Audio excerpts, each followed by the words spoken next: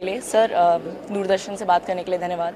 सबसे पहले हम देख रहे हैं आपने जो एजेंडा, आपने जो टॉपिक के ऊपर बात किया, how to combat fake news, it's the need hello दोस्तों, हमारे इस चैनल को सब्सक्राइब करने के लिए यहाँ क्लिक कीजिए। Thank you. Of the hour. How do you really do that? What's the cure for that? देखिए, भारत देश में फेक न्यूज़ जब से सोशल मीडिया काफ़ी प्रेवलेंट हो गया है, ये एक तरह से नया चैलेंज बन गया है। तो इसमें पब्लिक ब्रॉडकास्टर के दो रिस्पॉन्सिबिलिटीज़ हैं।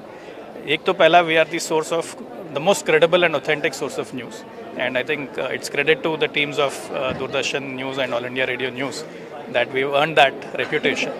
And by doing it in several languages, इतने सारे भाषाओं में हम समाचार जो प्रसारित करते हैं, इससे एक बहुत ही बड़ी जिम्मेदारी हमारी बन जाती है फेक न्यूज़ कॉम्बैट करने की। दूसरी चीज़ ये है कि जो सोशल मीडिया में, स्पेशली व्हाट्सएप वगैरह में जिस तरह से चीज़ें वायरल होती हैं, इसको काउंटर कैसे किया जाए, एक दूसरी जिम्मेदारी भी बनती है पब्लिक ब्रॉडकास्टर की। और इस पे हमें स्पेसिफिक सेगमेंट्स बनाने पड़ेंगे, स्पेशली अभी जब हम चुनाव के माहौल में जा रहे हैं। ये एक तरह से एक बहुत ही इम्पॉर्टेंट टास्क होगा कि दोनों दूरदर्शन न्यूज़ और ऑल इंडिया रेडियो न्यूज़ अपने प्रोग्रामिंग में ये एक बिल्ड इन करें। जिस तरह से हम स्वच्छता करते हैं, गुड न्यूज़ करते हैं, इसी तरह से जिस तरह के चीज़ें वायरल हो रही है, इनको काउंटर करते हुए जो फैक्चुअल रिकॉर्ड है, इसको हमें आगे देना चाहिए। सर, जैसा आपने बताया सोशल मीडिया के प्रेवलेंट होने के बाद, सो टेक्नोलॉजी की बात कर लें या इनोवेशन की बात कर लें, सो फेक न्यूज़ तो बहुत पहले से चलता आ रहा है, लेकिन ये स्प्रेड होने में ज़्यादा कहीं ना कहीं हेल्प कर रहा है फेक न्यूज़ को। How do we do that कि उसे रोक दें ऑन इंडिविजुअल बेसिस?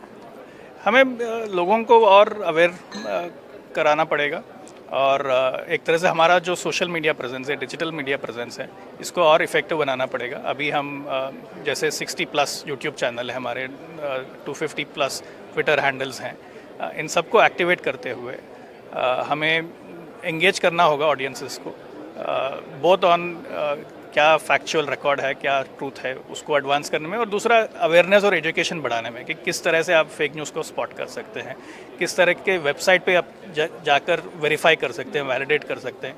तो ये दोनों चीज़ें हमें करनी पड़ेंगी। Sir, lastly, apart from fake news, जब हम बात करते हैं इलेक्शन का माहौल आने वाला है, कई सारे कहते हैं ना कि किसको कितनी सीट मिलने वाली, आंकलन लगने शुरू हो जाते हैं। ऐसे में प्रसार भारती का क्या रोल रहता है? देखिए, दो चीज़ें हमें करना बहुत ज़रूरी है। एक तो जो इलेक्शन प्रोसेस है, इस पे लोगों को अवेयर करवाना, उनके क्या हक है, कहाँ उनका रजिस्ट्रेशन है, किस तरह से वोट डाला जाता है, किस तरह से वोटर रोल को वेरीफाई किया जाता है। तो ये एक बहुत ही इम्पॉर्टेंट टास्क है इलेक्शन माहौल में।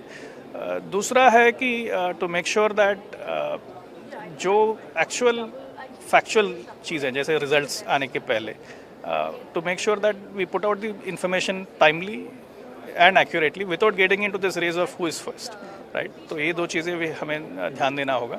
तीसरी चीज़, जो जितने सारे ओपिनियन पोल्स, एग्जिट पोल्स वगैरह होती हैं, इन पे भी थोड़ा एजुकेशन हमें करवाना पड़ेगा, क्योंकि पीपल शुड अंडरस्टैंड कि इनमें क्या लिमिटेशंस है, किस तरह की गलतियाँ हो सकती है, so that people take this with a pinch of salt and are fully aware that how accurate and how reliable these models or these predictions can be. Sir, एक आखिरी, प्रधानमंत्री ने आज सुबह ही बहुत सारे लोगों को टैग करके ट्वीट किया है कि वोटर अवेयरनेस बढ़ाएं, वोटर रजिस्ट्रेशन है उसको सेलिब्रिटीज़ को इन्वॉल्व करके बढ़ाएं। कितना महत्वपूर्ण है ये और कितना हेल्पफुल हो पाएगा? देखिए, ये सबसे पहला चुनाव है जब the generation that was born in 2000 के बाद, जो इस सेंचुरी के जनरेशन है, ये पहली बार वोट डालने वाले हैं। तो हमें फर्स्ट टाइम वोटर्स, यूथ पे बहुत ज़्यादा फोकस देना होगा।